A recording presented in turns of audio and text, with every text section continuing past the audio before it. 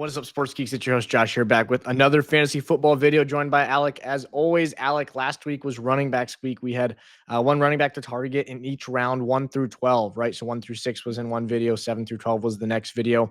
Today, or this week, we're doing the same thing, right? So tonight, we have 1 through 6, rounds 1 through 6 for wide receivers. And then later in the week, we'll have rounds 7 through 12. Keep in mind that last year we were telling you to draft guys like Ladd McConkey, who finished 32 spots above his ADP. Jameson Williams, 26 spots above his ADP. Rashee Rice, who was 28 spots above his ADP before the injury, up to wide receiver 2. So last year we had several guys that were sleeper picks that we had here, just like what we're doing now, that certainly were worth the 10 or 15 minutes of listening to this. But we're going to hop right into it. You had the odd rounds last week for running backs. I have the odd rounds this week for wide receivers. So we're going to hop right into this. I have Nico Collins here in the first round. I know this is not your typical big, huge name guy, right, that you're getting in the first round. Your Jamar Chase, your Justin Jeffersons, right? Your Amon-Ra St. Browns. But Nico Collins was going for a historic season last year. He was on pace to break 2,000 yards. He was the wide receiver 2 through 5 weeks before his injury. And I look at what he's coming into now. He's completely recovered. There's no concern around the injury lingering from last year. And there's no competition for targets here, right? Tank Dell's probably not going to play at all this year. Stephon Diggs is no longer there. You bring Christian Kirk in, you draft a pair of rookies. Okay, I'm not arguing that there's not guys that are going to be running routes that might be decent options. Nico Collins is as clear cut as the clear cut number one gets on a team. That's what Nico Collins is here. I think he's going to be an absolute smash play for 10 to 12 targets a week. And with the home run ability that he's got, and with CJ Stroud's kind of dynamic ability to find him down the field, I think Nico Collins at wide receiver 7 and at the end of the first round, if you can get him in the first round and you're after pick 6 and you don't have that top tier of your Chases, your Saquon Barkley, your Gibbs, your Bijans, those guys, man, I'm smashing the drafting of Nico Collins, I should say. Not Nico Collins, just the drafting of Nico Collins. I love it. Picks 9 through 12, I love it. Yeah, no, and I love Nico. He's the alpha of this offense. He's going to get a 27+% target share for sure. Even if they brought in Christian Kirk, he could be washed, or he could kind of have a bounce back year this year. We don't really know. And then the Iowa State rookies, it's kind of hard to project them because they could pop. Or they couldn't. So Nico is the one staple in this offense. Dalton Schultz kind of took a step back last year as well. Kind of probably because of CJ Stroud took a step back. But Nico is an alpha. He's kind of QB proof. He's kind of one of the few wideouts that you are drafting in the first round that are QB proof. So yeah, he's awesome. I love him in the first round. Yeah, and I mentioned the deep ball ability, which how many times last year through 5 games did he have a 60+ yard touchdown? Probably at least 3 or 4, right? But there's plenty of value that he has. That's not burning somebody deep. If the longest reception he has in a game is 22 yards, he can still put up 18 PPR points, right? And so it's not like he's a home run or nothing receiver. He has a lot of standalone value if you exclude the big play ability, and he's one of the best big play ability receivers as well. But curious to hear who you have in second round here. Yeah, so I have AJ Brown here in the second round. So I'm all in on the Eagles this year. I think they're going the Eagles, I guess, not Saquon, because he's obviously going in the top 2 or 3 of every fantasy draft, but more like Jalen Hurts, Devontae Smith, AJ Brown. But I'm going AJ Brown in here in the second, just because they had the third lowest pass rate of any team since 2016 last year. And it's because Saquon just had a monumental year. He's going to take a touch. He's going to have regression in his touches. He has to. There's no way that he can touch the ball 400 times in 1 year again. So I really like AJ Brown with the uptick of passing. He missed 4 games last year. He's just so good. He's so efficient, and he's been efficient his entire career. And he doesn't need an offense to pass like the Bengals to be elite. He just needs it to not be the third lowest in the last 10 years. And he's going to be a high end, at least wide receiver 7, wide receiver 6, I think. Yeah. What'd you say he's being drafted at right now? I think it's like around 16. Okay. Yeah. He finished as overall wide receiver 20 last year and missed 3 games. Yeah. So even with the extremely low pass rate, it's still there. He's still going to have those like probably 2 to 3 weeks throughout the year in which he puts up 8 or less points because the running game is working. And when the running game is working for the Eagles, you don't need to do anything else. But I think outside of those 2 to 3 weeks, which even when you do have those, AJ Brown is the alpha still. I mean, him and Devontae Smith are guys that are running routes on every pass play, right? But they're never leaving the field. And they're just good guys to have. They have the deep ball ability. AJ Brown has the contested catch ability. He has the rack ability. And you're gonna get the ball in his hands, right? They've had their drama, and he still has recovered from that, I think. So, no, I mean, I like AJ Brown. He's somebody that you think of in years past. This is a guy that's going like mid to late first round, or very early second round. So you get him kind of mid to late second round just because people are a little bit out on him. Kind of similar to a couple of the guys that we're going to have, I'm sure, featuring later. When the pendulum swings the wrong way, you got to take them. And that's what you have with AJ Brown this year. So love that pick. My third round pick here, I'm going to go Garrett Wilson. And I think this is kind of a smash play for me because I look at Garrett Wilson last year with a stronger receiving core, right? Devontae Adams is there. And then you have Aaron Rodgers, who I understand threw for 3,800 yards, but that was not a good season out of Aaron Rodgers, right?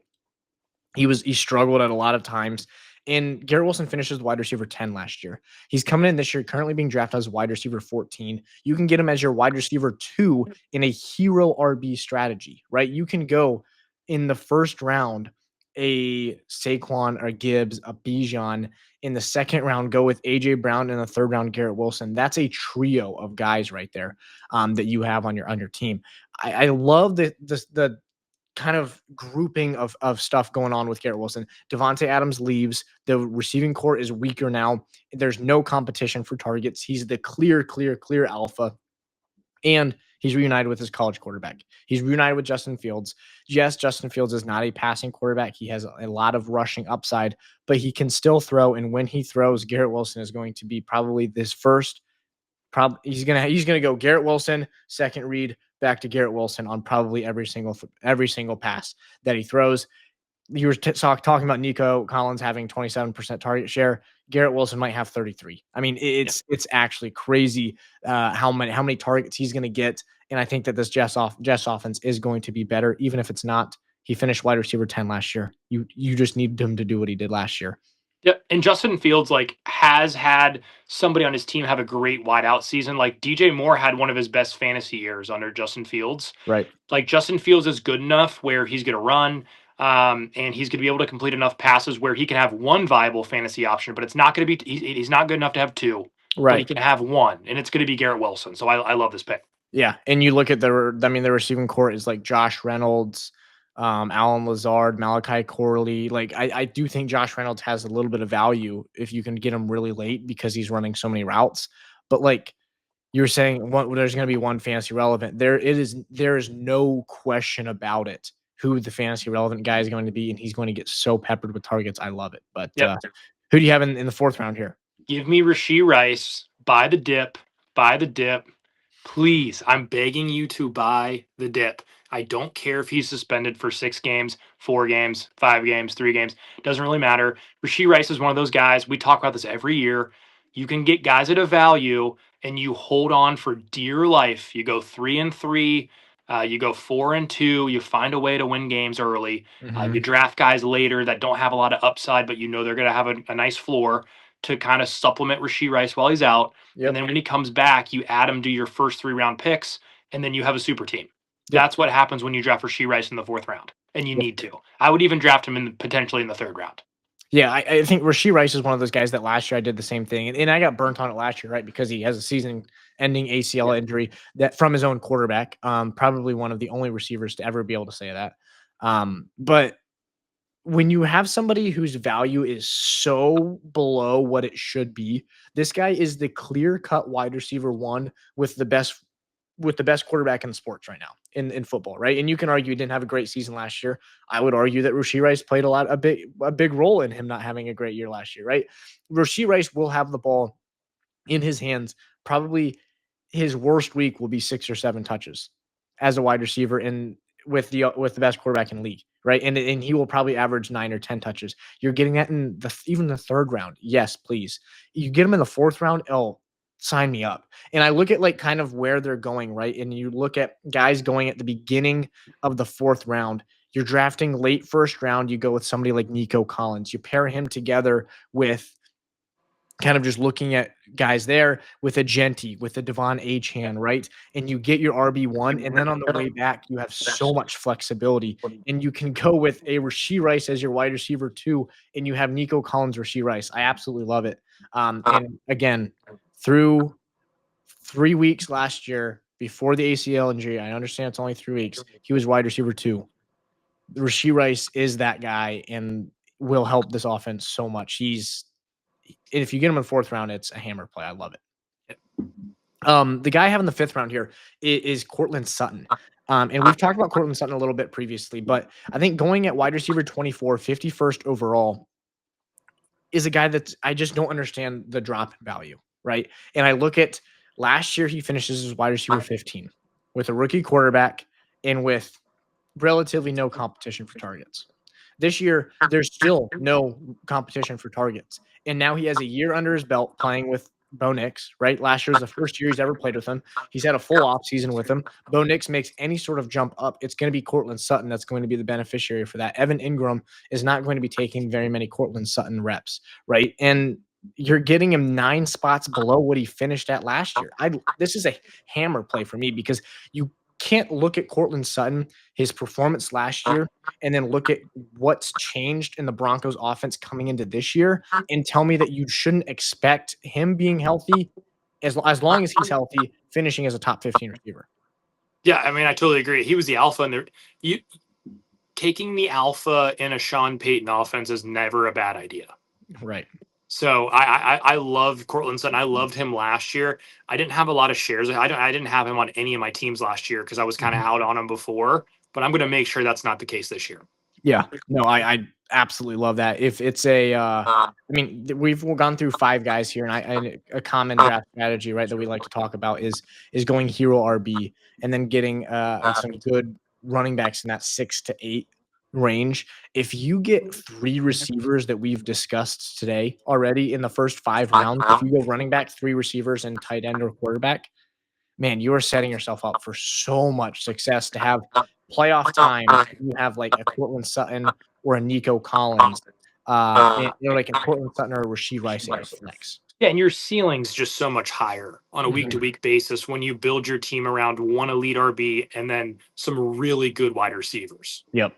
Absolutely. I'm curious to hear though here. So we have the final player of today's show, and then we'll have later in the week we'll have round 7 through 12. But final one, round 6. Who do you have for us, Alex? Yeah, so I'm going Jaylen Waddle here. So I'm betting on positive regression on Tua's health. I think the O-line isn't terrible. So I think that's gotten better this offseason. This is kind of the last stand for Mike McDaniel in Miami, I think. So it's going to be on Tua. It's going to be on this offense. I think they're going to play well this year. Don't know how the defense is really going to show up for them, but I think the offense is going to play well. And I think Jaylen Waddle, when Tua's healthy, is better than where his ADP is right now. Right. Like when Tua's not healthy, I don't have the exact numbers in front of me right now, but there was a split I saw on Twitter. There was like a 13 or 14 PPR point per game difference when Tua does not play with Jaylen Waddle. So taking Waddle in the 6th here, you're getting him at a discount, but there's also that risk where, hey, if Tua doesn't play and Zach Wilson has to play, you're kind of burning a 6th-round pick. That's why he goes here. But, if Tua stays healthy, which is maybe one of the biggest ifs in sports, then you're really getting probably a 4th-round receiver in the 6th round. Yeah. No, I mean, well, that's where he went last year, his 4th round. Yeah. And then, obviously Tua's got all the injury concerns and stuff. But I think that realistically, I think the risk on Tyreek Hill is higher than the risk on Jaylen Waddle when it comes to Tua's health. Because if Tua gets injured and it's Zach Wilson, I think Jaylen Waddle's ability to thrive in a non-Tua offense or a crummy quarterback offense, not just a non-Tua, but a crummy quarterback offense is better than Tyreek Hill. So you might even have the wide receiver 1 then, right? I mean, I'm not going to sit here and say that Jaylen Waddle is better than Tyreek Hill, but You get what I'm saying, right? In the sense that he just fits the system of a crappy quarterback that doesn't push it downfield like Tua does, as well. But no, those are 6 guys in the first 6 rounds that if you get 3 of those guys at all, I mean, it's a hammer. They're must starts every single week. And that's several of these guys are guys that you look back at in weeks 12, 13, 14. And if you didn't draft him, you're going to look at somebody's roster that did and say, how in the world did this guy get Saquon, AJ Brown, and Garrett Wilson? And you're going to say, oh, I'm the idiot that passed on Garrett Wilson in the late or in the early third, or I'm the guy that passed on AJ Brown at least that's late second, right? Didn't take Rashee Rice in the early fourth. So, I mean, these guys are guys you're going to be kicking yourself if you didn't get them. But those are 6 guys. First 6 rounds. We have 6 more rounds, rounds 7 through 12, coming out later this week. Make sure to stay tuned for that. But other than that, this has been the Sports Geeks podcast. They play, we talk. Thanks for watching, guys. Peace.